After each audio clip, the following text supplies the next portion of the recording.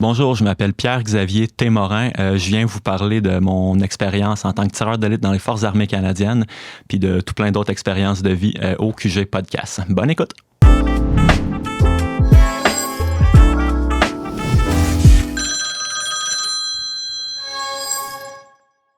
Allô tout le monde! Salut! J'ai tout une chanson quand je dis allô. Je sais pas, mais allô, c'est comme... Tu comprends? C'est agressant. Non, pas Aujourd'hui, on reçoit Pierre-Xavier Témorin. Je l'ai-tu? Tu l'as eu. Yes! En fait, avant d'aller plus loin, on va faire notre chinchin national de Distillerie-Trois-Lacs, mais vous allez voir, c'est un invité qui a un parcours qu'on a Je jamais... l'aime bien déjà. C'est assez spécial. Ouais. Qu'on soit un petit chinchin? Distillerie Trois-Lacs. Moi, c'est gin limonade sans alcool. Puis on a l'alcoolo à côté qui... Oui, c'est pas le choix, chinchin. Chin-chin, bière. Chin-chin. À qu'est-ce qui paraît, ça porte malchance quand on fait pas de chin-chin les yeux dans les yeux. On s'est regardé dans les yeux. Ouais, Regardez, c'est ça. hein? Tu regardé? Je me fais peur. Quand même très bon. Bon. Fait que là, on te reçoit aujourd'hui. On va partir de ta jeunesse, mais rapidement, parce que comme ton parcours d'adulte est quand même très, très long et grand et spectaculaire. Donc, pour aller vite, là, pour ceux qui se demandent, tu as été sniper dans l'armée canadienne. Yes. C'est ça? Ouais, OK. tout à fait. Ouais. Parfait, c'est l'invité d'après-midi. Et puis, on veut savoir un petit peu, quand tu étais jeune, Ouais. nous, on en a parlé off-cam, mais tu étais comment? Est-ce que tu étais bon à l'école? Est-ce que tu étais plein d'amis? Tu étais plus introverti, extroverti? Ta famille? Mon Dieu, je suis une personne super sensible.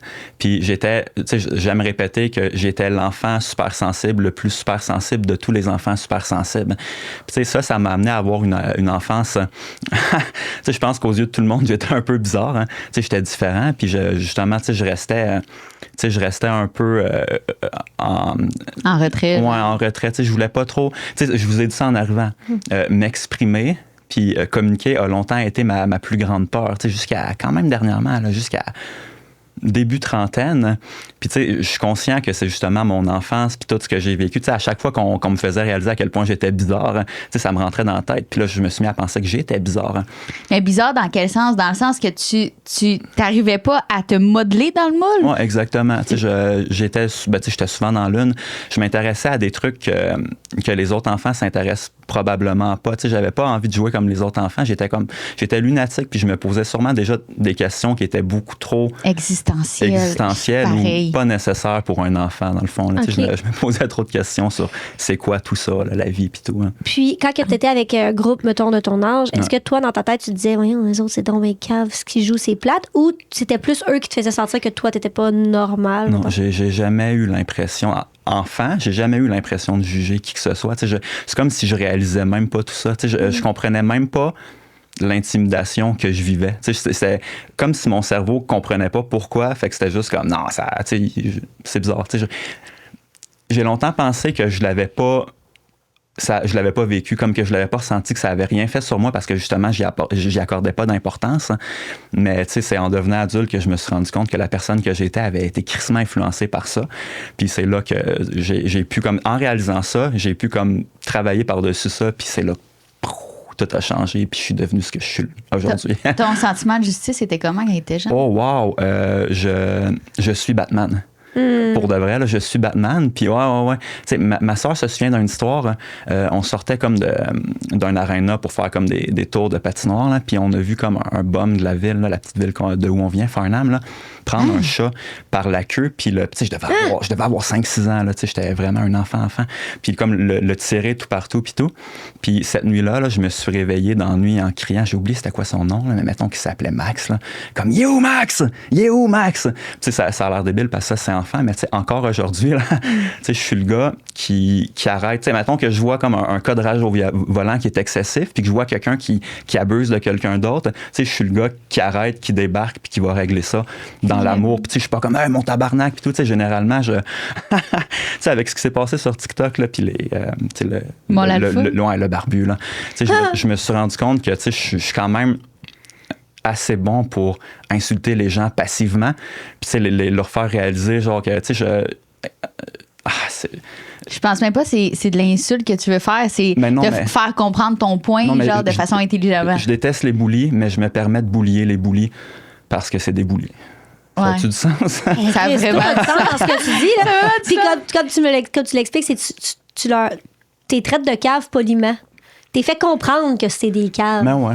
C'est genre, t'es comme, va pas te crier après, mais va te faire comprendre que t'es un cave. Mais tu sais, même là, pas tant. Tu sais, un bout, je le traite de bête. Tu sais, c'est pas comme. C'est crissement pas comme l'insulte la plus. Tu sais, je m'en suis pas pris comme à sa personnalité ou quoi que ce soit. Là, je l'ai traité de bête. Ouais. Fait que, tu sais, ça veut tout dire. Ouais, mais un pet pour un mâle alpha, ça peut être. Non, mais ça peut être vraiment avec ça. Non, mais c'est ça. Fait que, tu sais, justement, c'est ça. Ça veut tout dire, mais sans embarquer dans le. Je suis plus fort que toi, puis tout. Ouais. Hein. Ouais. Fait que quand t'étais jeune, tu as remarqué que t'étais différent, puis que t'avais un syndrome de justice très, très, très, très, très fort, puis même que ça te réveillait la nuit. Là, genre, c'est comme ça venait te chercher, c'était ancré en toi. Au primaire, ça, on a comme parlé beaucoup. Au secondaire? Ah, c'est de secondaire.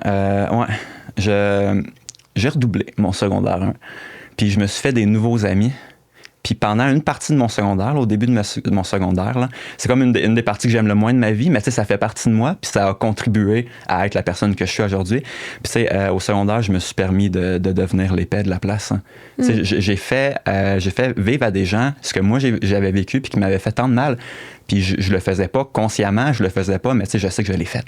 J'étais pas comme, la brute de l'école, j'étais vraiment comme l'attardé. Ben, dans la gang, on était une gang d'attardés. Là, les gars drôles qui parlent un peu à tout le monde, mais qui se permettaient comme de lancer de la bouffe à comme des groupes de personnes qui sont, mettons, comme qui étaient déjà vus comme étant genre, des victimes, tabarnak, je profitais du monde. Le fait, en fait, c'est que t'as comme reproduit ce que tu vivais, mais peut-être tu voyais qu'eux avaient plus de prestige par rapport à ça. Fait que c'est de même que je vais rentrer en communication avec le monde. Pour de vrai, là,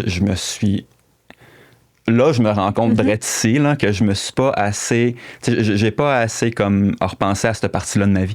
J'aurais pu essayer d'aller en chercher un peu plus. Honnêtement, j'en ai aucune idée. Je pense que j'en ai juste. Mais le secondaire, c'est tellement une passe de vie comme. Ouais.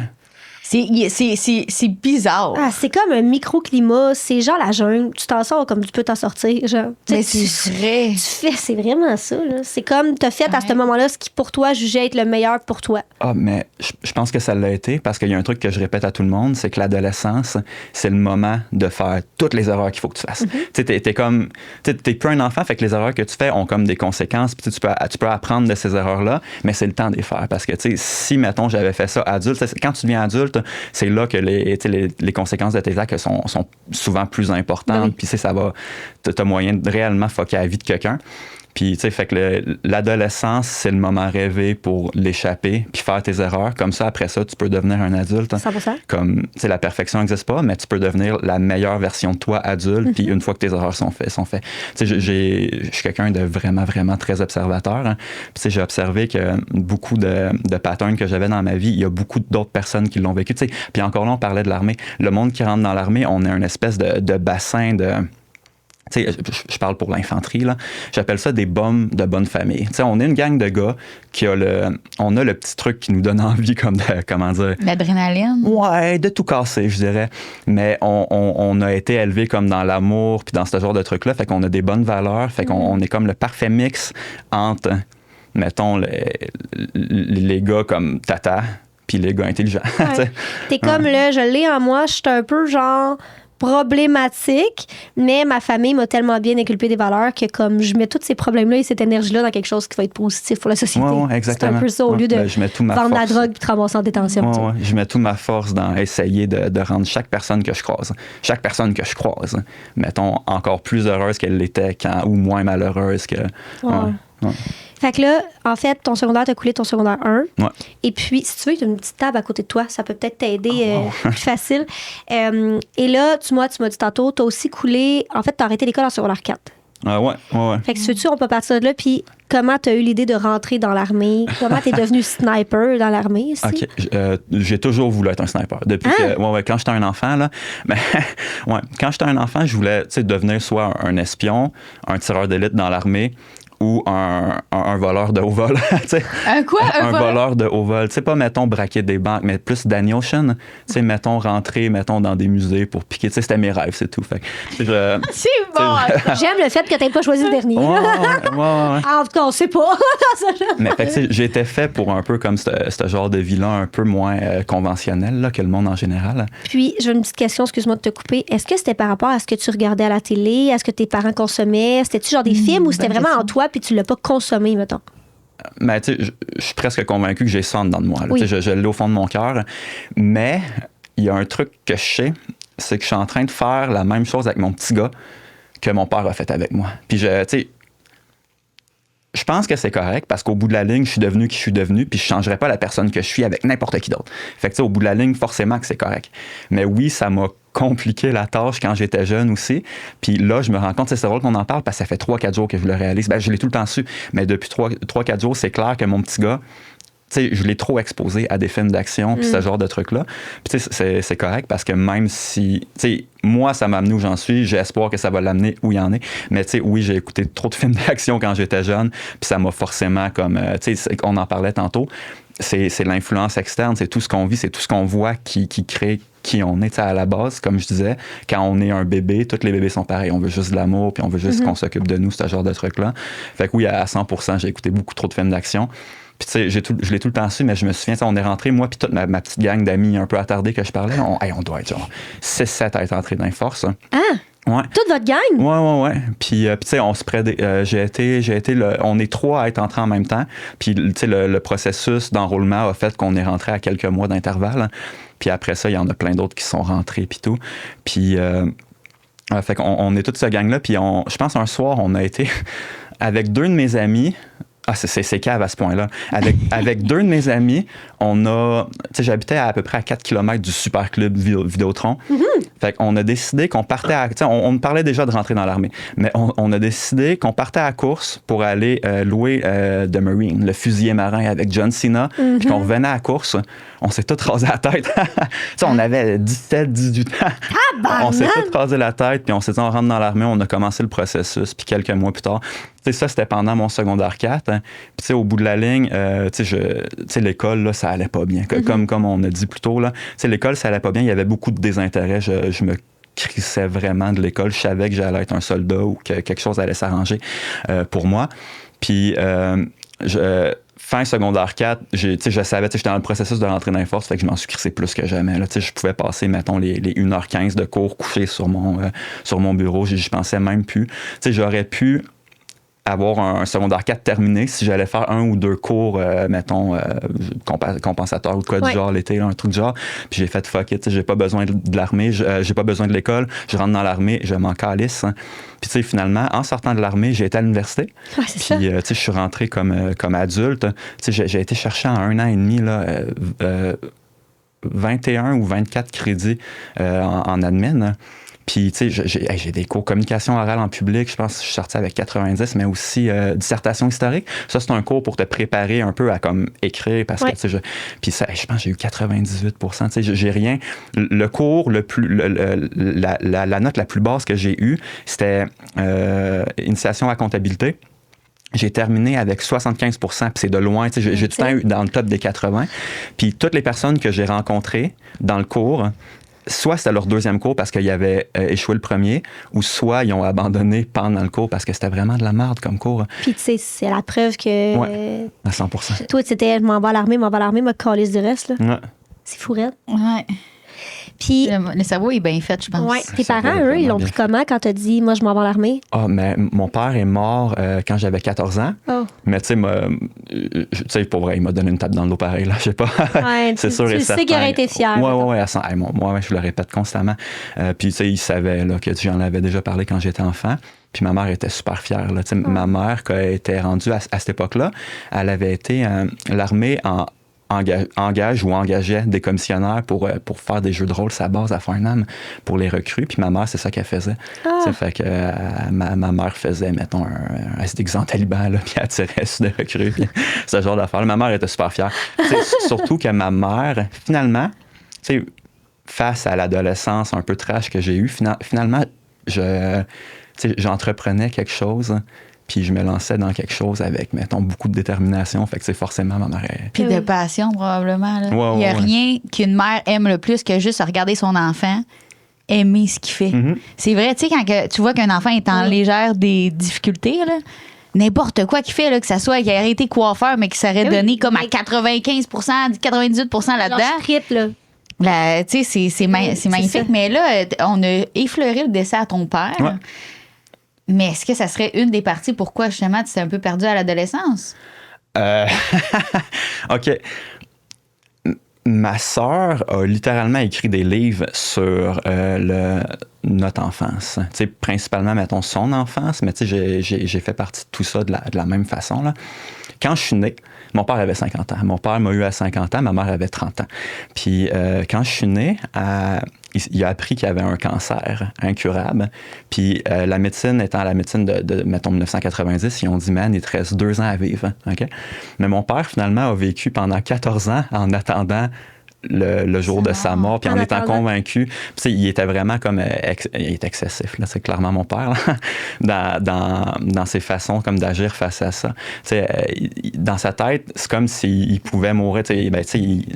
Ma soeur s'assoyait en avant parce qu'elle avait 2 ans de plus que moi, puis elle était mieux, mettons, placée pour si jamais son cancer mettait fin à ses jours pendant qu'il nous ramenait chez notre mère, elle savait qu'il fallait juste qu'elle prenne le stérine, puis qu'elle enlève son pied. Mais tu sais, ça marche pas de même. Il nous a vraiment surpréparés à sa mort, puis il nous a surpréparés à la vie sans lui, à la vie d'adulte. D'où le pourquoi peut-être que mon enfance a été différente côté enfance, que je me posais déjà comme beaucoup trop... J'avais peut-être été trop exposé à la vie d'adulte enfant.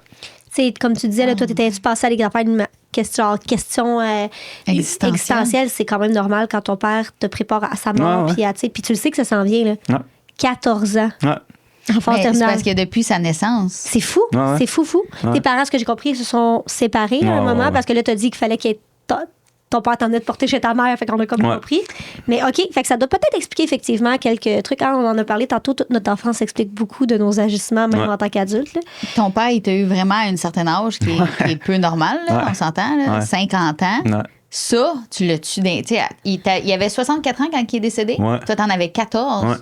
C'était comment dans les yeux d'un adolescent que son papa, il avait l'âge quasiment d'un grand-papa d'un de ses copains? Là? Je l'ai dit, je l'ai dit dans certains des vidéos TikTok là, que vous avez vues. Là. Mon cerveau est vraiment... Je l'ai même pas vu passer. C'est pas une question que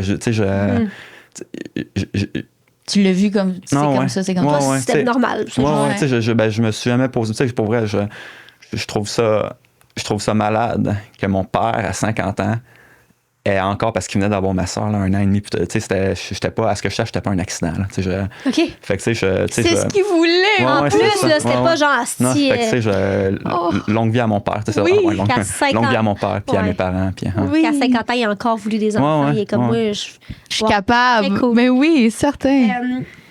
Tu rentres à l'armée. OK, là, on s'ouvre. Chris, on est allé loin, là. J'avoue que je pensais pas qu'on allait aller là. Non. J'attendais pas pantoute. Mais c'est beau, là. On dirait que c'est comme plein de sacs à surprise qui sortent. Je trouve ça merveilleux. Tu es rentré dans l'armée en infanterie. Ouais. Et pour ceux qui savent pas trop c'est quoi, c'est pas mal les premiers en avant, là, genre. C'est les petits soldats, là, mettons, pas nécessairement à pied, là, parce qu'il y a les LAF, il y a plein de trucs, là. Mais oui, c'est les gars qui sont sur le terrain. Puis la majeure partie des gars qui sont sur le terrain. Puis tout, là. Et toi, t'es rentré en l'armée canadienne en quelle année? 2009. OK. 2009. Donc, là, t'as fait je pense, c'est 3 ans, 4 ans? Le premier contrat, c'est 3 ans, mais tu sais, t'as la formation de base qui, de mémoire, c'est à peu près 13 semaines à Saint-Jean. Après ça, tu vas, dépendamment, mais tu sais, pour les Québécois francophones qui veulent rester comme dans un régiment francophone, tu vas à Valcartier.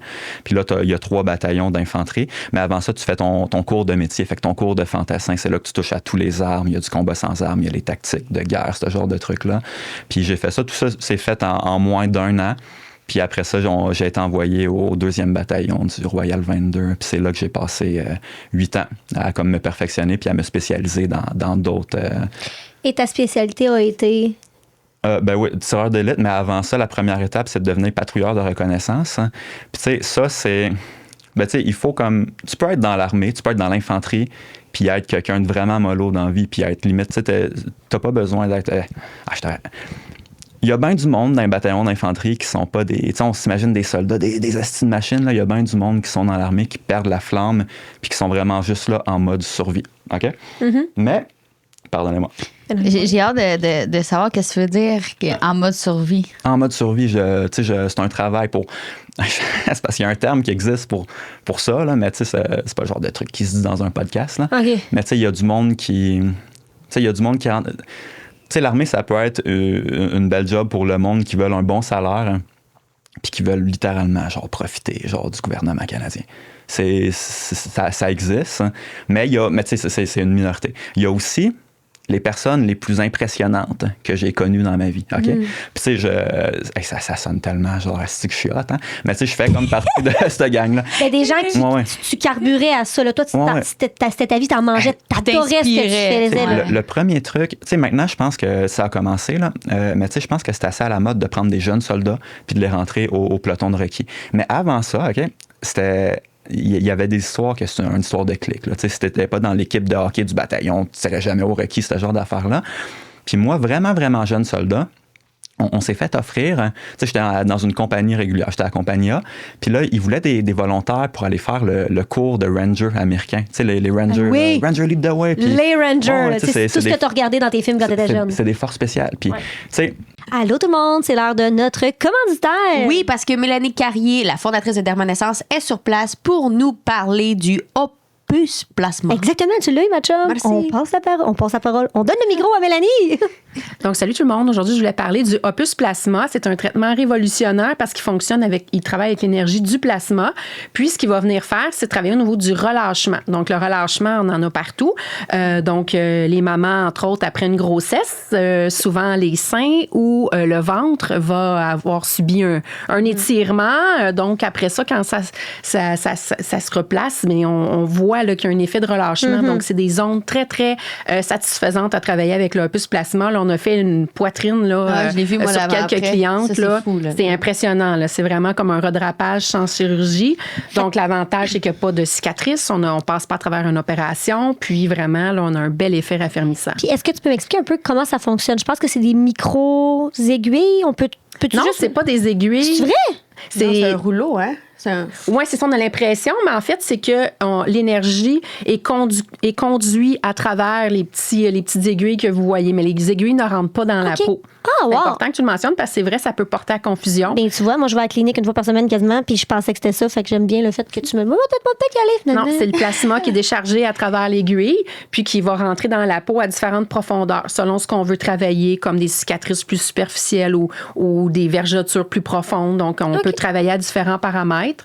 Puis, c'est ça. Donc, on travaille avec le plasma, c'est des impacts thermiques. Puis, on vient forcer la peau à faire une nouvelle peau, à se régénérer. Parfait. Dans le fond, si vous avez des questions comme moi puis que vous pensiez que c'était ça, mais finalement, c'est pas ça, on vous invite à leur écrire sur les réseaux sociaux ou même par courriel. Ils sont très, très, très actifs. Ils vont pouvoir vous aider. Puis ils font aussi des évaluations. Fait que, par exemple, tu as besoin d'un tel service, tu penses, t'appelles, ils vont faire une évaluation puis ils vont dire, hey, tu pensais que c'était ça, mais finalement, c'est ça.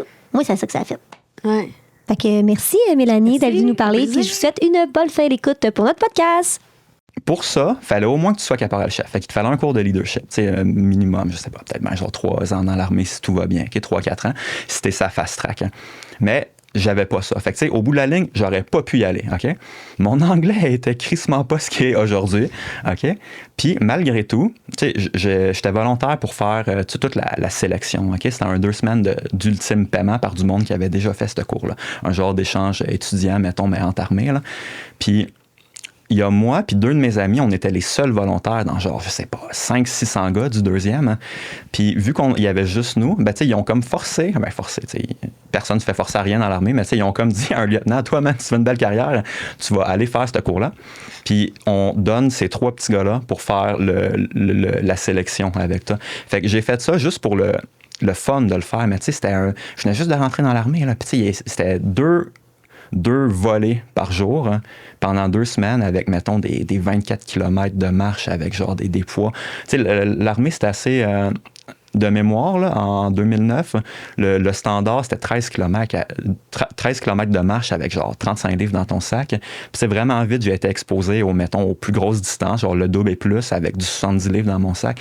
Puis j'ai fait tout ça vraiment juste parce que, tu sais, c'est ça l'armée. Genre, c'est le fun de l'armée quand tu voulais vivre l'expérience au grand complet. Exactement. Ouais. Puis c'est ça qui m'a ouvert la porte. C'est vraiment vite, là, je me suis comme, genre, t'es qui, toi? Pourquoi tu fais ça? Genre, je me suis fait donner une chance sur un cours de Reiki.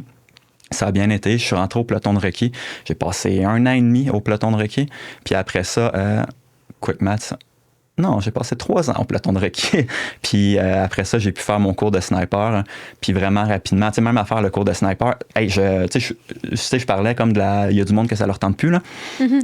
J'étais sur la sélection pour la Cambrian Patrol. Tu sais, ça, c'est une marche de genre, je suis pas certain, mais c'est genre un 100 km dans les... je vais moffer ce mot-là. Mais je pense que c'est genre Brecon Beacon de quoi, tu sais, c'est au UK. Puis, tu sais, c'est 100 km, genre, c'est une compétition de patrouille internationale. Puis, j'étais en train de faire ça.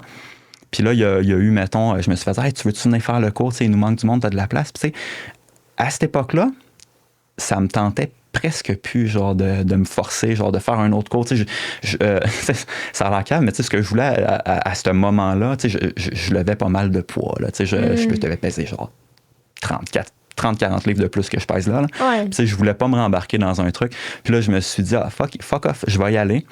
J'ai fait les sélections puis les précours sans trop me donner. Puis finalement, en commençant le cours, tu sais, j'avais le goût de faire fuck it, ça me tente même plus. Genre, tu sais, j'avais le goût d'essayer de trouver une façon de sortir du cours. J'ai fait une journée, puis j'étais comme shit, je suis donc bien ici. Finalement, j'ai fait le cours. Hein. Puis tu sais, le cours de sniper des forces, enlève tout ce qui est force spéciale puis tout, là, à ce que je sache, c'est un des cours avec le taux de personnes qui réussissent pas le plus élevé. Tu sais, c'est à peu près du moitié-moitié. Sur mon cours, on avait commencé 18, on a fini 9. Puis c'est la façon que c'est fait, c'est que t'as des tests, t'as différents tests pour différents trucs. Hein. Puis peux-tu me dire un petit peu c'est quoi le style de test? Ben oui, 100%. Il y a du tir conventionnel puis en campagne. Fait que il y a du tir sur... T'as des bottes à chaque 100 mètres puis tu tires sur du papier. Puis t'as aussi en même temps l'autre, t'es en binôme puis l'autre se pratique à spotter, observer. Ça en mouvement ou toujours fixe? Conventionnel, ouais, c'est principalement fixe. Puis il y a des petites têtes qui se promènent puis tout là. Mais comme dans les films. Ouais, mais c'est en campagne que on a des cibles qui sont sur des robots, mettons des chars téléguidés, sur des tracks. Puis là on a des, tu sais, mettons à genre je sais pas 700 mètres, 1200 mètres. Tu sais, il y a un char où il y a quelque chose qui bouge comme à même vitesse. Puis là c'est là que tu apprends à tirer sur quelque chose qui bouge. Puis est-ce que des fois ça va vite ou c'est toujours à peu près la même vitesse? Non, ça change tout le temps de vitesse. Des fois ça arrête. Puis en tout cas, tu sais, c'est un test vraiment difficile.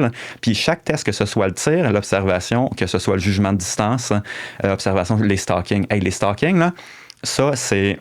Il faut que tu t'infiltres, que tu t'insères dans un petit espace, un petit carré de, je sais pas, mettons, genre 150 mètres par 300 mètres, pendant qu'il y a des gens avec des jumelles qui essayent de te voir, que tu prennes ta position de tir, tu sais, c'est atroce, là, tout le monde se fait bumper. C'est incroyable. Ouais, mais tout ça pour dire que c'est normal de... Tu sais, mettons, le stalking. Il y en a 5 à la fin dans les tests. Puis tu peux échouer les 3 premiers puis juste réussir les 2 derniers. Il faut juste que tu en passes 2 sur 5. Puis c'est normal. Tu sais, si tu passes pas les 2 premiers, c'est pas parce que tu as un mauvais sniper, c'est juste que c'est vraiment difficile. Même affaire pour le tir. Tu sais, tu as un test, tu as un 8 test, puis tu as un 8 test. Puis si tu viens qu'à passer le 8 test, t'es pas nécessairement un moins bon sniper. C'est juste vraiment dur. Puis au bout de la ligne, j'ai fait tout ça, tous les pratiques, j'ai jamais rien failé. Ben, c'est parce que t'as peu, là, mettons, on parle de genre le test. Genre, tu dois te cacher pour monter ton gun, pour te placer, pour tirer pendant qu'il y a du monde qui tire dessus. Je veux dire, c'est parce que tu t'en fais le 3 sur 5, là, c'est parce que techniquement, tu serais mort 3 fois. Ouais, tu te serais fait voir parce que c'est 2 snipers qui sont habitués à regarder dans les jumelles, ils savent quoi voir. Puis, ils sont placés, mettons, face à nous, c'est nos cibles, en fait. Puis nous, on arrive on arrive dans un bois, puis là, on rampe au travers des fois, c'est quasiment juste du gazon, mettons, là. Puis il faut que tu prennes ta position de tir, que tu t'installes. Après ça, il y a toute une séquence à suivre. Il y a des marcheurs qu'eux contrôlent pour essayer comme de te bumper si tu t'es fait voir. Hein. Puis après ça, on change une fois que tout le monde est installé puis que les gens qui se sont fait prendre sont sortis. Là, mettons, ils changent les 2 observateurs pour des gongs, des cibles en métal. Puis là, on tire. Il faut aussi que ta balle passe. Parce que tu pognes une bandille, tu peux rater ton tir. Tu as peut-être tout fait. Si tu rates ton tir, tu as raté ton tir, tu n'as pas réussi. Fait que, t'as rien c'est échoué. exigeant. ouais, jamais. Le matin, est-ce que tu te lèves anxieux avant de faire ces tests-là? À l'époque, j'étais quelqu'un de crissement anxieux. Fait que oui, ouais, carrément. Est-ce que Ouais, prenais-tu... Mettons, est-ce que tu arrivais à bien dormir la nuit? Non. Pas en tout. tu sais. Parce que ça demande vraiment beaucoup de concentration. Pas à chaque fois, là, mais tu sais, non, tu sais, toute ma vie, en fait, j'ai eu de la misère à m'endormir. Tu sais, je pensais que j'étais quelqu'un d'insomniaque, puis je l'étais. Mais tu sais, la cause de cette insomnie-là était juste mon cerveau qui essayait tout le temps de prévoir, puis tout le temps comme... Puis tu sais, je me suis rendu compte depuis que je vis, mettons, comme une sorte de bouddhiste, pas bouddhiste en tout, là. Bouddhiste, pas de bouddhiste. Je dors tellement bien, là, puis mon esprit est tellement calme. Puis tu sais, comme en venant ici, je l'ai dit à date, mettons, en air, que m'exprimer a longtemps été ma plus grande peur. Puis tu sais, en m'en venant, là, c'est comme si mon corps ou mon cerveau essayait de trouver des raisons d'être stressé, mais je l'étais pas tant. Tu sais, j'avais un petit stress d'un 10 minutes avant d'arriver ici, puis je devrais être stressé, mais je le suis pas. Tu sais, je suis rendu convaincu qu'absolument tout ce qui m'arrive dans la vie, même quand l'adversité vient, parce que tu sais, il va en avoir d'autres dans ma vie, puis tu sais, ça arrive encore sur une base assez comme régulière. Tu sais, j'ai tellement vécu d'adversité, puis je me suis tellement dit souvent, tout ça, c'est de l'hostie de marde, puis ça sera jamais mieux. Puis au bout de la ligne, je suis ici aujourd'hui à me dire, est-ce que j'aime ma vie? Genre, j'aime vraiment, vraiment ma vie. Fait que, tu sais, ça a du sens de penser que la prochaine fois que quelque chose de marde va m'arriver, ben, tu sais, ça sera pas nécessairement... Pour une raison. Ouais, c'est ça.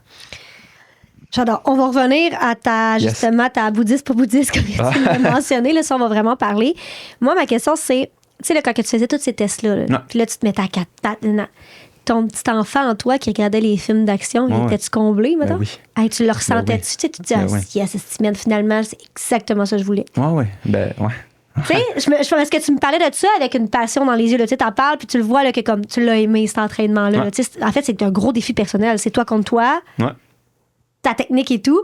Puis on dirait que ça me rappelait le fait que tu disais les films d'action. Je suis comme, Chris, c'est exactement ça qu'on regarde. Là. Ouais. Tu sais, genre, c'est exactement ça. Ouais. Y a-t-il quelque chose qui te donnait le feu quand tu faisais ces exercices-là? Est-ce que, mettons, exemple, moi, j'aime les films de fin du monde. Ouais. Est-ce que tu te positionnais en quelque chose de, mettons, te créer des scénarios, dans le fond, pour être encore plus vivant en dedans? Ben, tu sais, j'ai pas... tu sais, on a déjà dit, j'ai pas de... Ouais.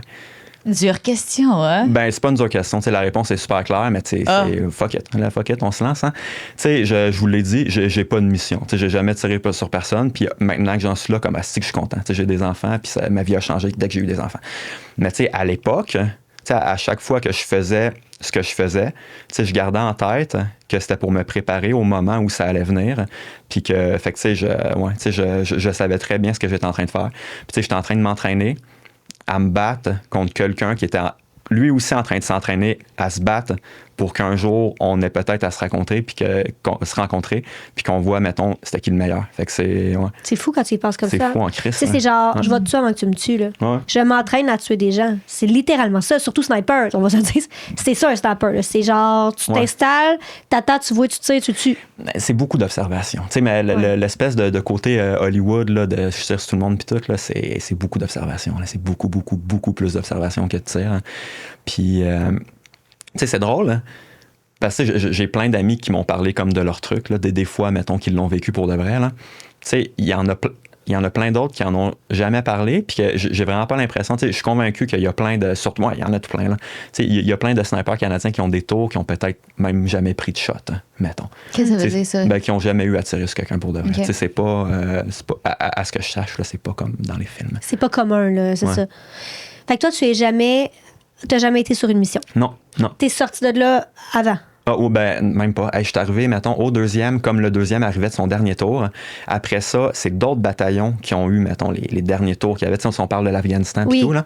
Puis, tu sais, au début, je me suis fait... Il y avait la réserve Ops. Tu sais, c'était le troisième, je pense, qui partait. Puis un autre bataillon. Puis dans les autres bataillons, tu as la réserve opérationnelle. T'sais, c'est comme du monde qui se prépare, puis qui sont stand-by à Valcartier. Puis comme ça, s'il y a quelqu'un qui se fait tasser, ben, tu vas prendre sa place.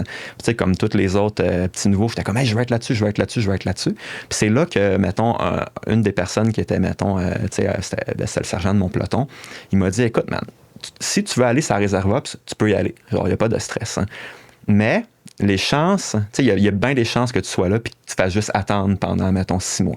Il dit, par exemple, si tu restes ici avec moi, pendant que tout le monde va être là-dessus, je vais en profiter puis je vais te pousser sur ton cours de requis, patrouilleur de reconnaissance. C'est peut-être grâce à cette petite twist-là que j'ai pu faire mon cours de requis si vite puis que j'ai pu comme vivre tout ça. Puis au bout de la ligne, du monde de mon bataillon qui était sur la réserve ops, il y a 2 gars qui sont partis. Il y a un de mes potes qui est parti, je pense, 3 mois, petit tour bien relax puis tout. Puis il y en a un autre qui est arrivé là-bas puis qui s'est fait dire genre, qu'est-ce que tu fais là, man? T'sais, on n'a pas besoin de toi. Fait que je pense qu'après 2-3 semaines, il est revenu au Québec.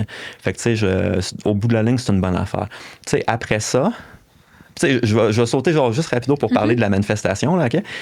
J'ai pas arrêté de dire que toute ma vie au bout de la ligne, là, elle a tout le temps été organisée selon ce que moi je voulais réellement, OK? Puis tu sais, je pense qu'au fond de moi, même si, peut-être à cause des films d'action puis tout, j'avais vraiment envie de vivre ça, tu sais, je vous l'ai dit, je suis quelqu'un de super sensible, je suis quelqu'un de fondamentalement bon, OK? J'aime les gens, puis je suis convaincu, je sais pas comment dire, tu sais, j'aime vraiment ma vie, surtout ma vie de papa, mais tu sais, je pense que je serais prêt à n'importe quel moment à genre, tu sais, pas, mettons, genre, me tuer pour sauver quelqu'un, mais comme à calissement risquer ma vie pour aider quelqu'un qui est peut-être moins outillé, genre, tu sais, j'aime le monde à ce point-là, OK? Puis, ça m'a... je m'enlignais où avec tout ça, hein? Ma petite dyslexie? En fait, là, je pense que tu t'en allais vraiment sur le fresque, vu que t'es pas allé à la... Ouais, merci beaucoup. Ça fait plaisir. Puis, tu sais, si, mettons, à une époque, tu sais, j'espérais comme vivre ce truc-là, au fond de moi,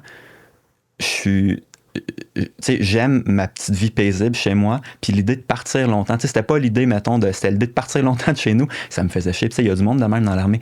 Il y a les gars qui sont comme, il y a pas de trouble, je peux partir 6 mois, puis tout. Ces gars-là là, sont rendus à une place, quand je parlais des personnes les plus impressionnantes que je connais, les meilleures personnes, les meilleurs humains que je connais, OK? Des gars que je sais que c'est des excellents chums, OK? Pour tous les alphas qui pourraient peut-être entendre ça, là, ces gars-là sont des excellents chums, sont des excellents pères. Puis ces gars-là sont des calices de GTF, genre en train de genre... c'est peut-être exagéré. Ils sont en train de sauver le monde.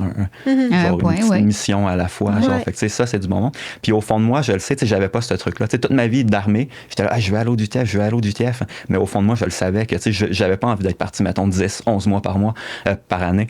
Fait que, je pense que tout ça, au bout de la ligne, j'ai vraiment juste comme pu profiter de tout ce qui est le plus agréable à mes yeux de l'armée sans avoir à faire, mettons, les pires trucs. Puis, tu sais, je suis vraiment, vraiment content de ça parce que j'ai des amis qui sont des très, très bonnes personnes, des excellents chums, des excellents papas pis tout, qui, à la seconde où, mettons, on boit 2-3 bières, hein, il y a des larmes puis les mêmes histoires qui reviennent tout le temps. Alors que moi, mettons, j'ai vécu tout ça. Je suis un calice de sniper, je suis à la limite d'être Batman. Puis, tu sais, je suis là. Genre, t'as pas le choc post-traumatique de l'armée. Tout est cool. Hein. Parce que c'est souvent ça, c'est les gens avec des chocs post-traumatiques. Tu l'as dit, t'es fondamentalement une bonne personne. Mais tu sais, s'il aurait fallu que tu partes et que tu tires sur quelqu'un, que tu sais que cette personne-là, il n'est pas demandé d'être là non plus. Tu sais, en voulant dire, des fois, ça arrive à l'armée de tirer sur des gens que t'as pas le choix de tirer dessus. Puis, c'est pas ton choix, là. Toi, c'est ton commandant qui te dit fais ça. Je sais pas si tu aurais bien vécu avec ça. Oui, je pense que dans n'importe quel contexte, pour de vrai, même les trucs un peu plus trash, là, à la seconde où ma première fille est née, j'aurais cassé. Je le sais. Je suis assez, mettons, conscient de moi-même pour savoir que je me serais dit calice. Puis voir aussi tes collègues, tes partenaires qui arrivent des choses aussi. Hey, ça doit être terrible. Ça fait mal, ça, là. Ouais. Donc, là, Bonjour. Allô? OK. As-tu l'impression que ton service a été utile, même si tu n'as pas été déployé? Oui, absolument. Absolument. Puis ça vaut pour toutes les personnes qui sont dans l'armée. OK? Wow! Excellente question. L'armée, l'armée est un créateur de bonnes personnes. T'sais, l'armée est un créateur de bons Canadiens. C'est des bons, mais l'armée est un créateur de bonnes personnes ou un augmentateur, c'est un mot? Oui. Bon, mettons un améliorateur de personnes. Okay. L'armée fait des bonnes personnes. L'armée, je vous l'ai dit, je ne serais pas la personne que je suis aujourd'hui sans les forces. Je ne serais pas la personne forte que je suis aujourd'hui sans les forces. Je ne serais pas la personne outillée pour faire tout ce que je fais dans la vie sans les forces. Je ne serais juste pas qui je suis. Je ne serais pas cette personne-là qui essaie de rendre tout le monde le plus heureux. Je me fais parler ces temps-ci. Il y a 4 gars Encore là, je suis même pas sûr à quel point. Il y en a un, c'était clairement comme un régule, peut-être un autre, c'était comme un réserviste, puis il y en a 2 des 4 gars, je pense qu'il n'y avait rien à voir avec l'armée. Je sais pas, je m'y suis pas vraiment intéressé, mais on parle des genres de pseudo-futurs terroristes, puis tout. Puis tu sais, des gens, mettons, comme idiots, il y en a dans tous les domaines. Il y en a vraiment partout. Puis c'est bizarrement, là, depuis que je suis sorti des forces, je me suis comme un peu... Tu sais, avant l'armée, j'étais dans mon petit monde. Tu sais, je voulais même pas essayer de vivre, on dirait. L'armée, j'étais dans le monde de l'armée. Puis en sortant de l'armée, j'ai été à l'université. Tu sais, j'ai eu des jobs civils, j'ai été comme... Puis je me suis rendu compte que, ben honnêtement, puis je suis quelqu'un d'observateur. Tu sais, j'observe tout. Tu sais, le truc de l'auto, tu sais, je remarque tous les détails, puis j'ai un taux de rétention de malade mental, OK? Puis... Tu sais, si j'avais, de ce que j'ai observé, si j'avais à faire, mettons, comme faire un ratio de... Tu sais, il y a plus de monde fucké au civil que dans l'armée. Par exemple, quand un soldat fait un truc fucké, on parle d'un soldat dans le journal. Puis si, mettons que c'est un plombier, ben, là, on nomme son nom. C'est ce genre de truc-là. OK? Puis tu sais, c'est correct parce que quand tu es dans l'armée, tu fais partie de cette entité-là. Fait que tu dois d'être, mettons, la meilleure version de toi-même puis le meilleur humain que tu peux. Fait que oui, tu sais, mon service dans l'armée a fait de moi une meilleure personne. Tu sais, m'a préparé à n'importe quelle éventualité. Puis, tu sais, déjà là, c'est ça. Tu sais, pour vrai, je suis aussi le gars, mettons, qui part à la course puis qui saute, mettons, par-dessus comme un chemin d'autoroute avec un extincteur pour aller arrêter un char qui est en feu, mettons, que le moteur est en feu de l'autre côté. Tu sais, ce genre de truc-là. Parce que tu as eu la capacité d'analyser puis de comprendre puis de... Ah, ben, parce que je sais que je peux me permettre de faire ou peut-être même l'ego. Tu sais, c'est peut-être même mon fond d'ego, tabarnane. J'en ai aucune idée. Mais, tu sais, je sais que moi, je vis de même puis je me sens bien en crise. Ça t'a propulsé, en fait. Ça t'a donné la confiance en toi, peut-être que tu n'avais pas avant l'armée. Ouais. Tu as fait une vidéo, vu qu'on parle de ton entraînement, tu avais fait une vidéo et c'est la vidéo qui a fait en sorte que je t'ai connue. Yes. C'est la vidéo que tu parlais justement aux supposés mâles alpha, là, les hommes super virils, que toi, dans le fond, tu parlais des compétences féminines sur le terrain, dans le fond. Est-ce que tu peux me parler un petit peu de ça? Je pense que c'est super intéressant. Ben oui, tout à fait. Dans le fond, tu sais, je peux faire un rapide résumé. Tu sais, à la base, c'était pas, mettons, comme les alphas du Québec puis tout. Là, c'était juste un commentaire de... Tu sais, c'est drôle parce que, on reparle encore un tout petit peu de manifestation. Tu sais, j'ai eu, mettons, tu sais, je savais qu'un jour j'allais parler de ça. Puis dans les jours qui ont suivi, j'ai vu passer c'était un podcast avec un gars, je pense que c'est un ancien Sartec justement, mais je suis pas certain, j'ai pas écouté puis j'ai pas tant. Mais lui parlait des femmes dans l'armée, puis tu sais, sans bâcher ou quoi que ce soit, il disait ouais, tu sais, il y a des métiers qui sont plus, mettons, pour les hommes, puis il y a d'autres métiers qui sont plus pour les femmes. Puis il y a un commentaire qui était non, il y a des métiers là que les femmes peuvent pas faire. Puis tu sais, dans ces métiers-là, il y a celui comme d'infanterie, j'imagine là. Puis, tu sais, ça, c'est juste un exemple parmi plein d'autres parce que, tu sais, des femmes vraiment fucking badass, là, il y en a partout, mais tu sais, il y en a plein dans l'armée que j'ai vu faire des trucs de malade mental, OK? Puis, tu sais, je connais mes hommes, OK? Tu sais, si je peux dire ça. Puis, tu sais, si vous avez, mettons, tu sais, ça doit être, mettons, tel type de femme, ben, tu sais, je vous garantis, les gars, que c'était des femmes magnifiques. Tu sais, il y a pas... C'est des femmes, là. Non, mais c'est ça, tu sais, il y a toutes pas... les filles, pas de cheveux. Non, mais... Ben, on en a reçu une, là, tu sais, avec les petits cheveux frisés. T'es arrivée, elle était même sergente, je sais pas trop quoi, là. C'est quoi le titre? Elle a dit qu'elle a été expatriée un peu partout, puis elle a du gaz, la petite, mais féminine quand même, là, tu sais, elle est toute. Ouais. Je pense que c'est ça, c'est que souvent on sous-estime le look d'une femme par rapport à sa capacité. Puis comme tu dis. Oui, même le physique aussi, tu sais, même si on parle de largeur, niveau des bras, tout, les jambes. Je pense que moi, c'est un beau complément. Là. Les filles ont des capacités et des trucs que les gars n'ont pas d'avoir. Puis il y a des filles qui n'auront pas les trucs que le gars va avoir, mais ça va se compléter. Ça va faire une équipe de feu, par exemple, s'il y a les deux. Là. Ouais. Puis tu sais, cette différence-là, mettons, qui est comme genre réelle et flagrante, mettons, entre vous puis moi, ben je veux dire, c'est parfait. Parce que, tu sais, c'est ça qui fait qu'on matche si bien ensemble. Ça peut être quoi les différences qui sont flagrantes? Ben, mon Dieu, juste, ben, tu sais, physiquement, là. Tu sais, forcément, là, tu sais, il y a des femmes qui benchent plus que moi, genre, pour de vrai. Il y en a, OK? Mais, tu sais, si on fait, mettons, un concours, toutes les femmes vont faire leur max rep, tous les gars, tu sais, oui, tabarnane, tu sais, pour vrai, on est plus fort que vous en général. Mais, tu sais, une chance, esti, pour vrai, là, j'ai pas...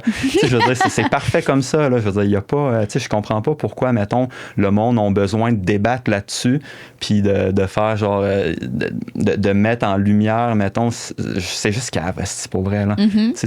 On est tous différents. C'est pas juste, mettons, homme-femme, on est tous vraiment différents, puis c'est parfait comme ça, parce que à seconde où t'es pas c'est ça. À seconde où tu essaies trop d'être comme tout le monde, tu n'es plus toi-même. Puis quand je parle pour moi, là, quand tu essaies d'être quelqu'un d'autre puis tu n'es pas comme la personne que tu es vraiment, ben c'est là que tu t'aimes pas tant. Puis que tu essaies tout le temps comme d'être quelqu'un d'autre que tu n'es pas. Fait que c'est un espèce de cercle vicieux qui est un peu à chier. Tout ça pour dire qu'à ce commentaire-là, qui disait qu'il y avait des femmes dans l'armée, qu'il y avait des métiers qui étaient vraiment pas pour les femmes. J'ai parlé d'une histoire qu'on s'était fait, tu sais, le sniper du 2e, on était comme pas mal la cellule de terrain complexe. Tout ce qui est grimpe, tu sais, insertion en hélicoptère, tu sais, mettons, position, mettons, comme en flanc de montagne, puis tout, on était les pros de la grimpe, puis tout. Fait qu'on s'est fait tasquer de donner une sélection à un groupe de réservistes, un peloton de réservistes, pour savoir, tu sais, encore dans la même optique de l'espèce d'échange étudiant, envoyer du monde aux Américains, puis eux nous envoyaient du monde. On était invités à aller faire un cours de guerre en montagne avec l'armée américaine aux States. Puis nous, on s'était fait tasquer de trouver, mettons, qui seraient les candidats idéal dans ce peloton-là pour y aller. Puis parmi, mettons, ça a duré une semaine, je pense.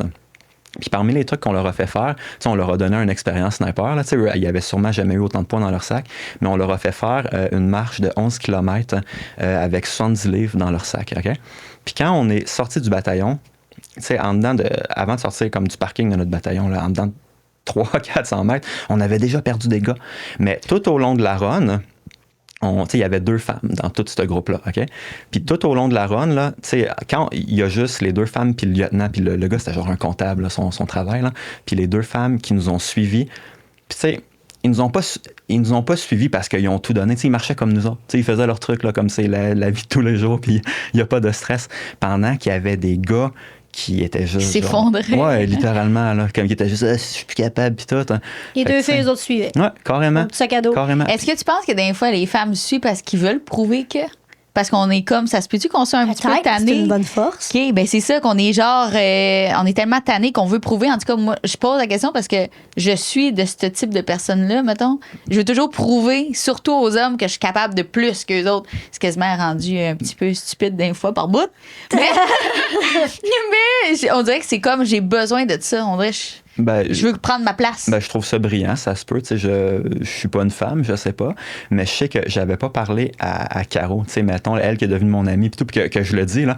Après ça, elle est devenue régulière. Elle est venue comme à mon bataillon temps plein. Puis pour vrai, je sais pas, au moins 10 fois, là, elle était vraiment genre, Timo, on va-tu courir? On va-tu faire une course? Puis à chaque fois, je trouvais une raison de dire non. Faut pas y aller. Puis la vérité, c'est parce que je voulais pas qu'elle m'explose. Je voulais pas, je savais qu'elle allait te torcher. Ouais, à 100%. Ouais, à 100%. Puis après ça, on a parlé de tout ça. Puis, tu sais, elle m'a dit que ça y avait vraiment fait beaucoup de bien à entendre. Tu sais, parce que, justement, là, malgré tout, malgré la femme impressionnante qu'elle est, OK, tu sais, je l'ai dit Sartec, puis tous les autres trucs. Puis, j'ai appris d'autres trucs que j'étais comme, genre, tu sais, t'étais vraiment une asti de badass, là, tu sais, de ce qu'elle m'a dit quand on a reparlé, là. Puis, tu sais, elle m'a dit justement que malgré tout ça, là, elle avait l'impression souvent, ou en tout cas dans le mood où elle était, qu'elle était justement pas assez. Puis elle était comme genre, shit, Timo, tu m'as, genre, cool. Surtout dans l'armée, je pense. C'est ce qu'on entend beaucoup, là, la femme qu'on a reçue aussi, c'est ça, c'est que c'est un monde d'hommes. C'est correct, là, c'est une minorité. Puis il fut un temps, des années, c'est genre, t'es une femme, tu vas être pareil, tu vas faire exactement comme un homme, puis genre des fois ils leur en demandaient plus juste pour prouver qu'ils avaient leur place là. Mais en fait, qu'est-ce qu'elle disait, je pense, c'est qu'ils prenaient justement le rôle d'en donner plus parce qu'ils voulaient absolument que personne trouve une erreur dans le fond sur ce qu'ils font, tu sais. Je pense que ça peut être positif comme ça peut être négatif là, tu sais, je veux dire. Je trouve que ça va pousser ses limites vraiment plus. Mettons, moi, je vais être dans un milieu d'hommes. Mettons, je vais donner un exemple. Moi, j'ai recommencé à faire du cheer cette année. Ça faisait longtemps que j'en avais pas fait. Je me suis mis dans une équipe de jeunes, moyenne d'âge 20 ans. J'ai 30 ans. Les voltiges, j'étais dans le World l'année passée, dans le niveau 7.0. Moi, je suis dans le 4.0. Mais j'ai fait exprès d'aller me crisser là-dedans parce que je sais que ça va me pousser parce que tout le monde est meilleur alentour de moi.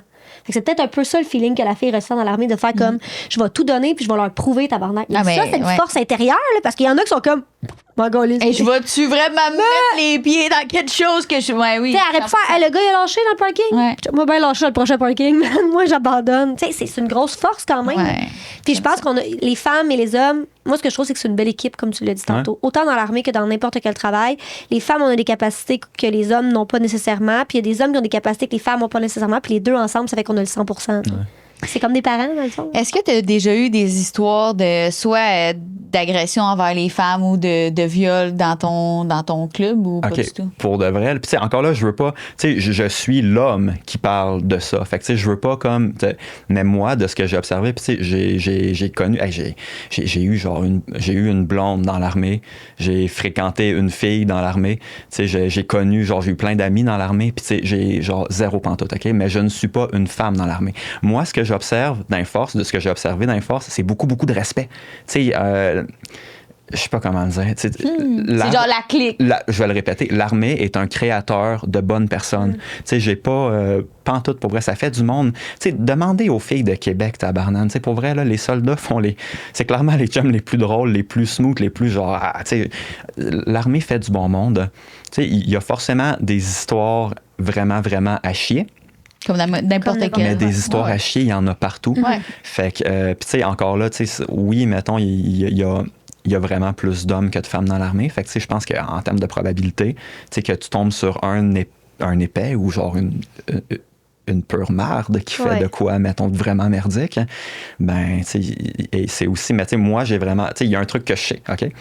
4, ça n'a pas de sens. 3 de mes 4 enfants sont des petites filles, OK? Tu sais, je pense surtout à ma plus vieille parce que je la connais, tabarnane. Tu sais, son petit côté compétitif, son petit côté, genre, je suis la plus grande brute de l'univers, là. Tu sais, pourrait très bien être intéressée à aller dans les forces ou de quoi du genre. Tu sais, si une de mes filles voulait aller dans l'armée, je serais comme, go, let's go. Genre, parce que t'as pas peur. Non, pas pantoute. L'armée, je pense que l'armée, genre, protège vraiment, vraiment bien ses membres, ben tous ses membres en fait. Là. Je pense qu'il y a eu une grosse... Tu sais, toi, t'es allé en 2009, t'as commencé ton service. Je pense qu'il y a eu une grosse amélioration. 100%. Tu sais, je pense qu'ils ont fait, OK, il y a un problème parce que la majorité est homme, fait que les probabilités sont plus hautes, la testostérone, les ça, ils ont compris. Mais je pense qu'ils ont bien géré cette situation-là qui, il y a quelques années, était très, très, très problématique. On en a entendu que ça n'avait pas de bon sens. Mais je pense qu'ils ont fait un beau travail de ressourcement, puis de mise d'encadrement, puis de...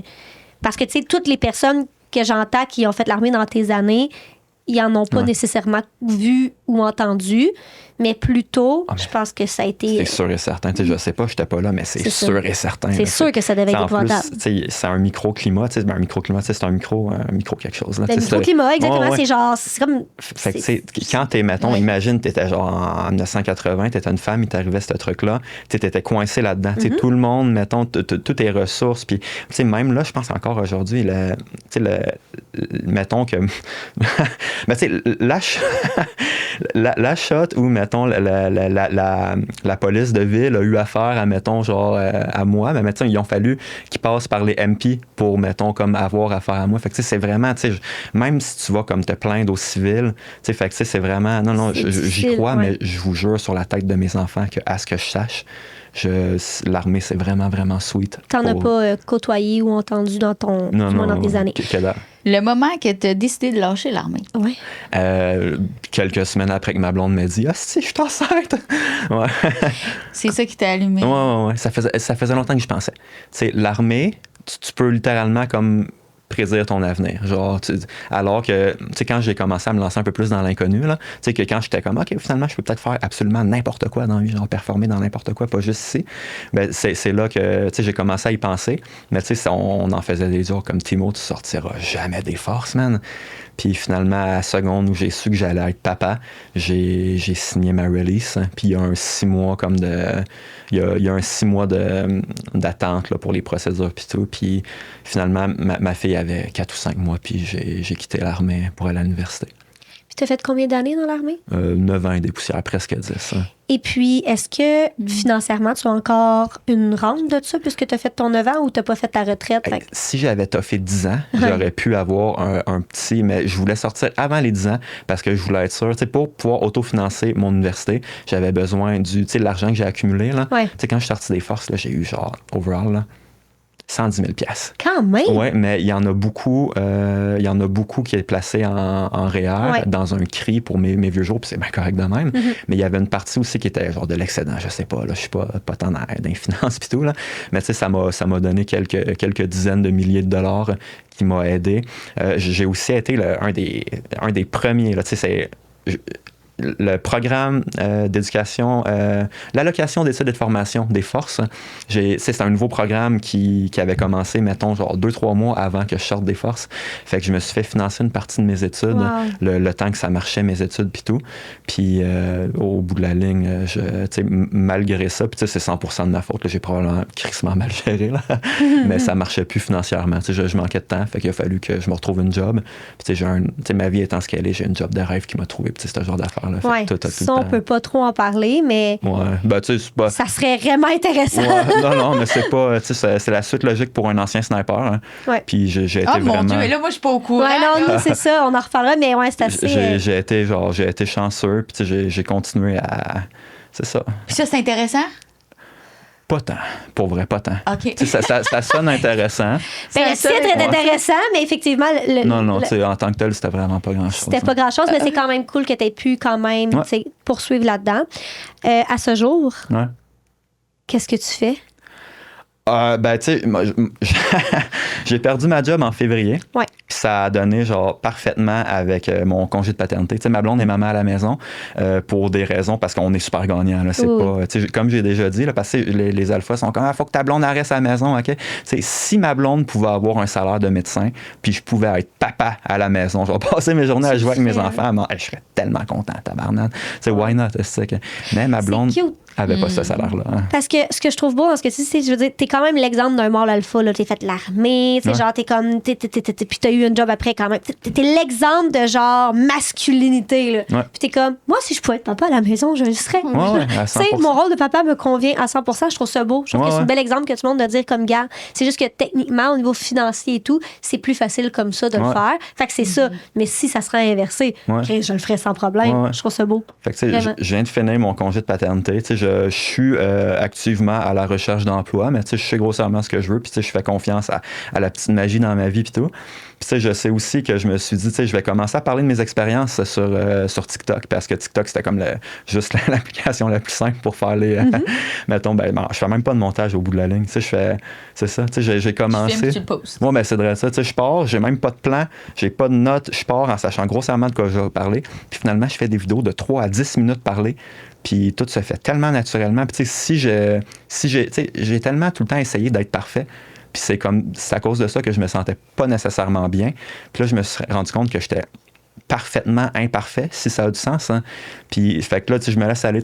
Si je fais des erreurs, je pars à rire, je suis comme, calice, il n'y a aucune chance que je recommence, mettons, cette vidéo-là, puis je continue. Ben oui! Je fais 0 montage. Calisse, c'est chance que je recommence mon 7 minutes! Oh, mais c'est vrai ça, puis ça serait moins naturel. Mon plan, c'est d'être juste comme moi, le plus authentique possible. Hein.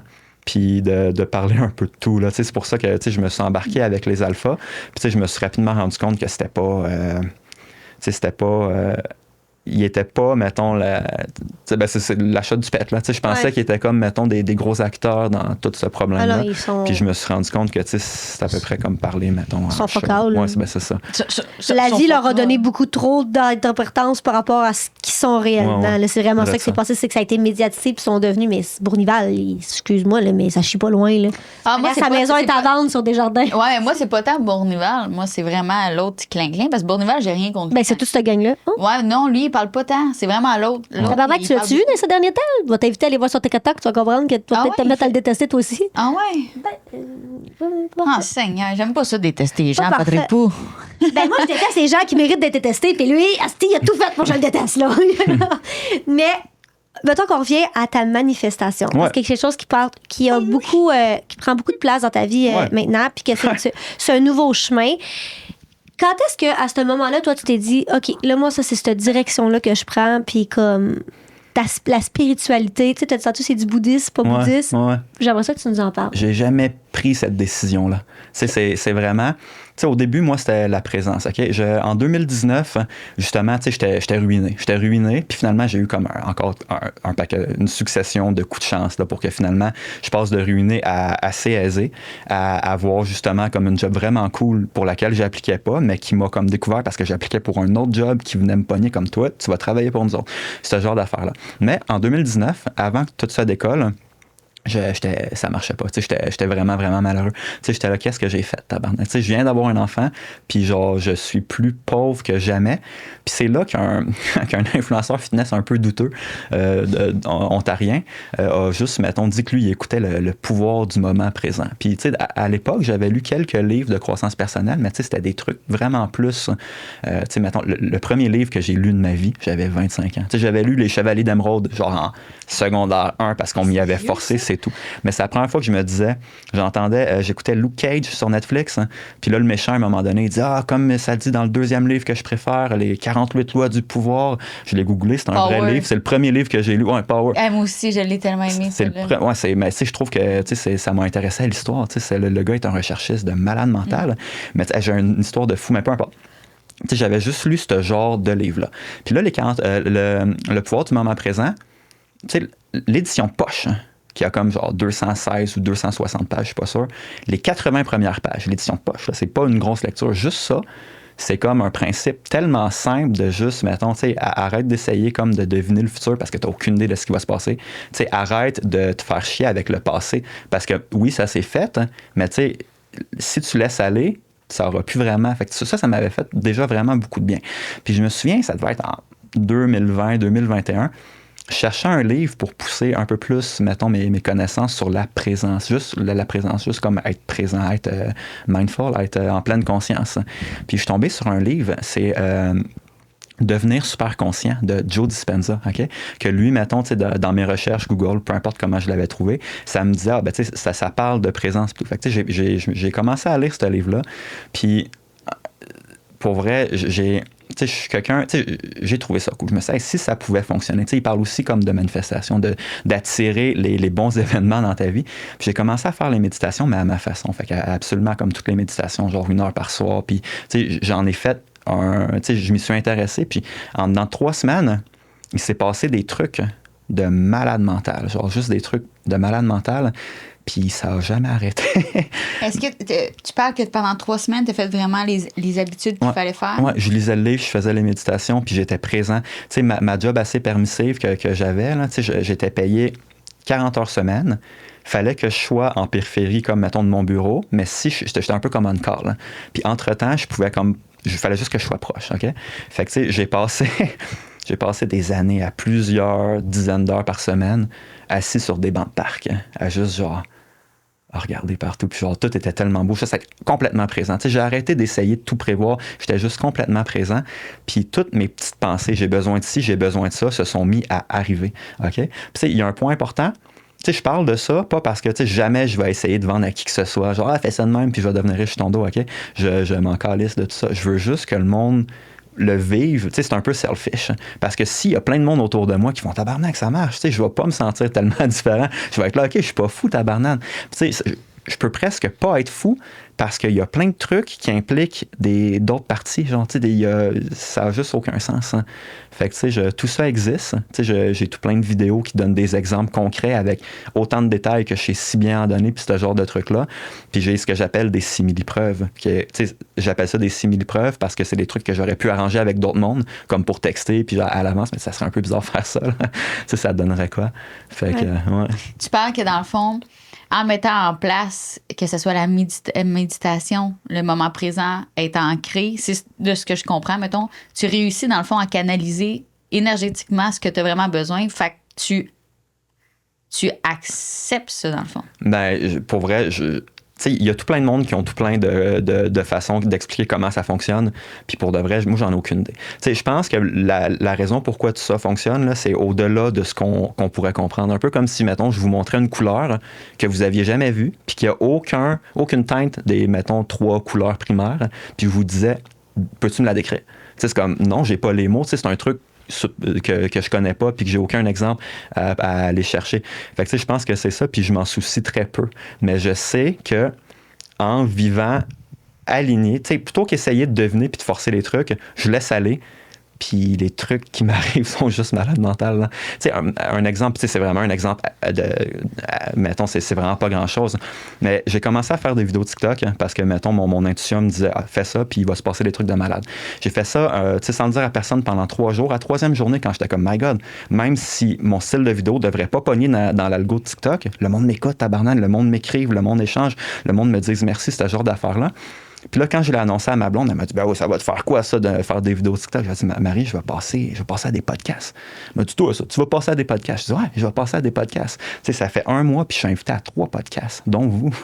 Puis merci de me recevoir, ce genre de truc-là. Tu sais, mon intuition est genre super développée. En m'en venant, peut-être une demi-heure avant d'être à Montréal, il était 7h30, il y avait un Jeep qui me collait au cul. Puis, limite, je respecte ça. Je colle trop le monde, moi-même, puis tout, OK?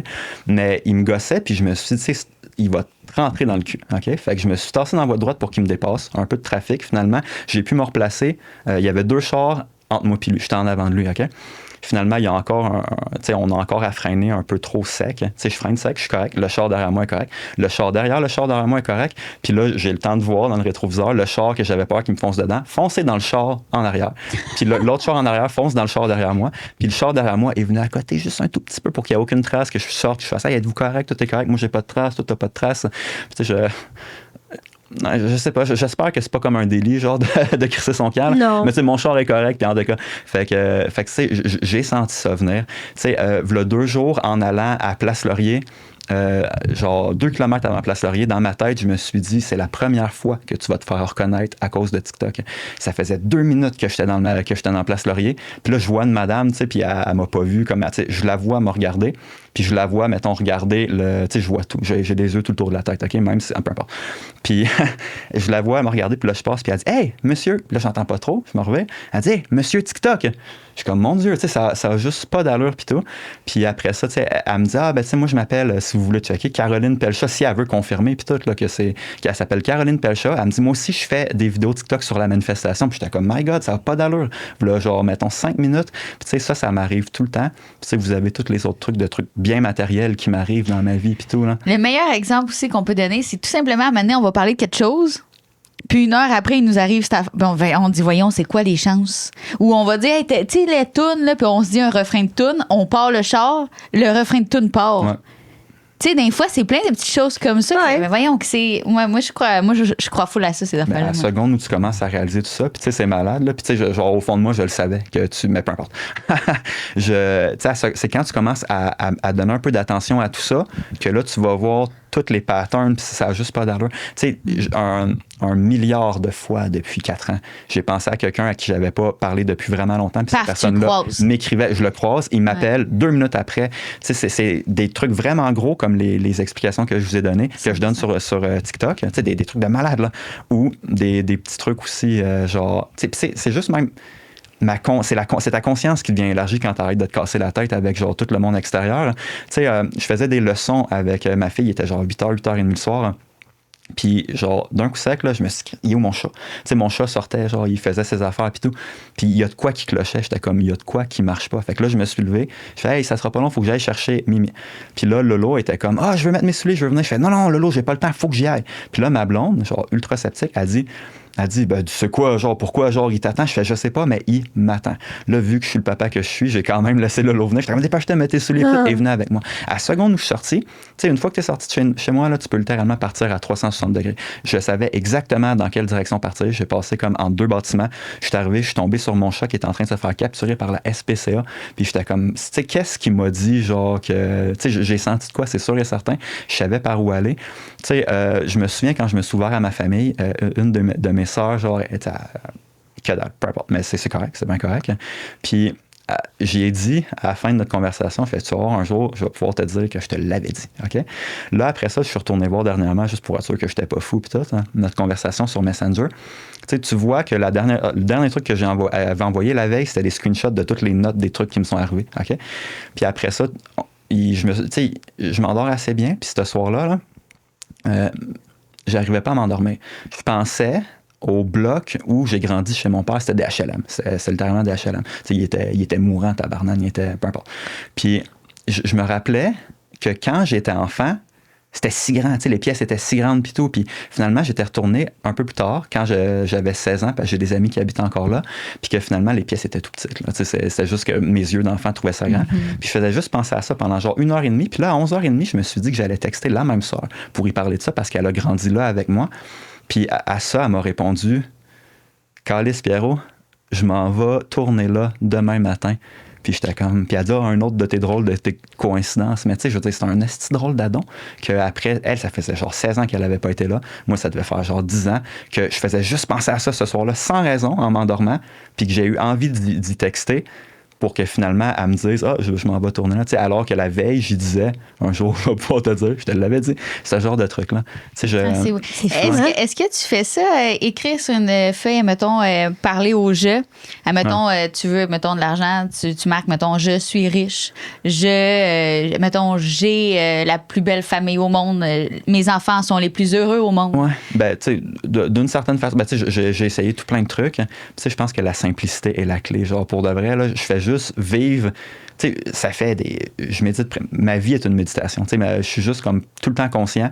Puis, tu sais, je fais plus vraiment de méditation le soir, puis tout, pour essayer de créer quoi que ce soit. Là. Tu sais, je laisse aller, puis c'est là que ça marche plus que jamais. Comme là, en ce moment, est-ce que tu médites? Ben non, mais je suis conscient. Là. Tu sais, je veux dire, je suis présent. Là. Je suis présent. Je suis super présent. T'es heureux de ça. T'es heureux d'être conscient. Ah ben mon Dieu, je suis convaincu que si tout le monde était un peu plus présent, tu sais, à la seconde où tu comprends là, qu'on est tous dans le même bateau, je vois pas pourquoi on voudrait pas tous s'entraider plus. Quand tu dis que ta vie, c'est une méditation, moi, je le vois comme tu prends ton auto, tu réalises qu'il fait soleil dehors, tu as les rayons qui vont sur toi, puis juste faire c'est que je suis chanceux. Ben ça c'est de la méditation active. Ouais. Puis moi, il y avait quelqu'un qui m'avait dit aussi une affaire du yoga, tu sais, moi, le yoga, ça va pas. J'ai essayé, tu sais, asseoir vraiment. Je suis pas capable. Il y a quelque chose, ça vient me trigger, cette affaire-là. Puis, mes enfants, quand je suis avec eux autres, je médite tout le long que je joue avec eux autres parce que chaque moment, je le vis. Je suis là. Je suis comme. Ça, c'est ma méditation. Ma vie, c'est une méditation, en fait. Moi, c'est de même que je médite. Ouais. Fait que ta phrase, elle m'a vraiment résonné parce que c'est de même que je vis. Je trouve tout de beau. Je trouve que le look à Patrick Pouy est beau. Je suis genre, waouh, merci la vie d'y avoir donné du style, tu sais. Tu comprends? Non, mais c'est vraiment, tu sais, je fais des jokes, mais c'est tellement vrai. Je vois tout comme si... C'est une chance, en fait. Ouais. Oui. Tout est une chance. Ben... On est là. Moi, je peux partir demain matin. Je suis chanceuse de te toucher. Tu sais, merci. Tu comprends? Ben 100%. Puis vous, ça, c'est velouté. Vous parlez de méditation. Alors, mais je suis sur l'extasie. Moi, c'est un peu de même que je jouais avec méditation, mais c'est correct. Non, je suis excitée de vivre. C'est beau. Vous parlez de méditation, mais moi, je le vis, mais moi, je médite pas. Là. Je suis pas capable de méditer. Là. Ça me rend agressive. Tout comme le yoga, moi. Ben, je suis pas capable. La musique, là. Mais en fait, le fait que moi, j'apprécie chaque petit moment de ma vie depuis un certain bout, je te l'avais dit, là, c'est toi qui m'avais aidé à faire ça, mais tu sais, depuis, j'apprécie le matin quand je fais comme, il est bon mon café, je suis chanceuse. Hey, ta première gorgée chaude. Exactement. Tu sais? Tout ça, moi, j'essaie d'apprécier le moment présent. Chaque petit moment, je l'apprécie, puis je vois vraiment, ça va vraiment mieux dans ma vie pour ça. Ouais. Que ce soit de la méditation, que ce soit n'importe quoi, moi, je le sens vraiment mieux comme ça. Puis c'est comme, on s'en donne un taux tantôt après Tripou, puis je disais, tu sais, moi, là, côté vie, là, je suis satisfaite de ce que j'ai. Je veux rien de plus, je veux rien de moins. Je suis bien. Ouais. Je me sens chanceuse de vivre ça. Tu sais, je pense que de se ramener un peu plus des fois à ça, des crimes, gaffe, je suis chanceuse de vivre ça. De se dire, aujourd'hui, c'est une belle journée, pas parce que si j'ai gagné à l'auto, juste parce que comme ça a bien été. Ouais. Genre, je me suis pas pété le cou, d'orteil sur le corner de la porte dehors, je me suis levé le matin, mon café n'a pas coulé à côté de la machine. Il y en a des journées de merde, là, on va pas se le cacher. Là. Ouais. Que tu médites ou tu médites pas, c'est sûr, ça arrive. Là. Ouais. Mais je pense que c'est d'apprécier le moment présent et d'en faire. Puis tu t'en parles beaucoup sur ta page TikTok, comme tu expliquais. Donc, c'est quelque chose qui intéresse sur les gens par rapport à la méditation, par rapport à la comment on appelle ça, là, de prévoir, qu'est-ce qui est dans notre tête, là, Bah, sûrement de la clairvoyance. Là, non, mais tu sais, mettons, de dire que tu veux que ça arrive, fait que là, ça l'arrive. La manifestation, désolé, le mot, il était pas là. La clairvoyance. C'était gentil, là, que tu le veux, puis que ça arrive. Ben, on t'en parle beaucoup sur ta page TikTok, donc on va inviter les gens à te suivre parce que tu parles beaucoup de petits moments que c'est arrivé, puis tu le vulgarises vraiment bien, là, du moins. Mieux que, tu sais, il y en a qu'on regarde ça, puis on a l'impression qu'ils nous parlent en chinois. Parce que les gens répètent ce que, mettons, les gros coachs disent et tout, mais tu sais, moi, je fais juste parler de mes expériences. Exact. Puis, tu sais, je pense que mon cerveau accroche même pas ces grosses explications. C'est vraiment juste, je suis quelqu'un qui comprend les concepts sans, mettons, genre, c'est ça, je peux oublier les prénoms, mettons, de toutes les personnes que je connais, mais je vais me souvenir de n'importe quoi d'autre. Ton groupe sanguin, genre. Ça, clairement, il dit clairement. Ouais, ça, c'est l'armée, là, c'est tout. J'avoue, hein. C'est écrit partout, ça. Ah, ouais. Juste au cas. J'avoue. Mais quoi ça? Excuse-moi. Ben, tu sais, comme genre, tu vas te souvenir de son groupe sanguin, il dit, ben, tu sais, clairement, comme si c'était normal, je suis comme que je sais même pas, c'est comme mon groupe sanguin. Oh non! Fait que là, il dit, ben, tu sais, à cause de l'armée. Moi, c'est A positif. J'ai dit, j'avoue. Moi, j'ai aucune idée, c'est quoi? Non. Ben, non. Ben, c'est quand même crucial. Ouais, c'est ça, je dis. Mais moi, je te garantis que, tu dis que tu avais dit à une de tes copines, je te l'avais dit. Ouais. Ben, moi, je te dis que bientôt, tu vas être en art et communication. Ouais. Je sais pas dans quoi, télévision peut-être, mais tu as une face en plus à ça. Mon Acteur, père était acteur. Hein. Ça a l'air qu'il était pourri, mais qu'il était vraiment beau. Fait que dans les années 70, il pognait quand même pas mal pis tout. Là. Il était pourri, mais il était beau. Ben, dans le temps, c'était pas mal ça. Hein. Ouais. Ouais. J'adore ça. Ta sœur, a fait-tu de l'acting aussi? Ouais, non, tourner? mais tu sais, ma soeur, c'est Rose, là, Rose Aimée, Automne, Témorin. Tu sais, elle écrit des livres, elle écrit dans la presse, elle anime à la radio, elle anime à la télé, elle anime tout. Elle est partout, en fait. Là. Ouais. Quand tu parlais de ses livres, ça serait elle que tu de ton enfance. Je pense que ça se peut-tu qu'on a déjà communiqué avec elle? Ça se peut, on va regarder ça. Ben, je sais qu'elle a passé à les... Sans filtre, hein? Quand j'ai vu la pancarte sans filtre, je me suis dit, Rose a déjà passé ça veut dire. Elle a été avec eux. Elle s'appelle Rose? Ouais, elle s'appelle Rose comme t'as fait. Fait qu'on va... Merci beaucoup d'être venu. Merci Sérieux, à vous tous, hein. merci full de ton parcours, de toute ta vie. Je veux dire, comme chaque parcelle de ta vie est très... Ouais, on glisse tout sur est ça, intéressant. Hein, tout est très intéressant. Donc, on invite les gens à te suivre. Donc, c'est Pierre-Xavier T. Morin. Exact. Sur TikTok. Très facile à... T'écris Pierre-Xavier, là, je te le dis, t'es le premier qui sort. Ouais. Fait qu'on vous invite les gens à suivre si jamais c'est quelque chose qui vous intéresse et tout. Je pense que tu es aussi accessible parce que ce que tu disais, c'est que tu répondais beaucoup à tes abonnés. Ouais. Donc, nous, ce qu'on va faire, c'est qu'on va tout vous identifier, comme d'habitude, Patripou, pas nous. Là. Elle va tout vous identifier ça en dessous dans le YouTube ainsi que dans le Spotify. Si jamais vous avez des questions ou quoi que ce soit, n'hésitez pas à écrire le petit mot. Ça va être Pierre qui va le décider. Pierre. Ah ouais, C'est un mot qui a pas rapport, là. Ouais, c'est bon. Un mot qui vient en tête. OK. Destroyer. Oh! Destroyer. Destroyer! Je sais pas ce que ça j'adore veut dire. ça. Je pense que ça va être un mot que personne n'a jamais écrit sur YouTube. J'adore ça. Destroyer. Merci full encore de t'être déplacé parce qu'on sait que tu as quand même de la route à faire. Puis d'avoir presque te faire rentrer dans le cul par un Jeep. Merci d'être venu pour ça. Je l'ai vu venir. Hein. Mais c'est ça. Il dit que je l'ai vu.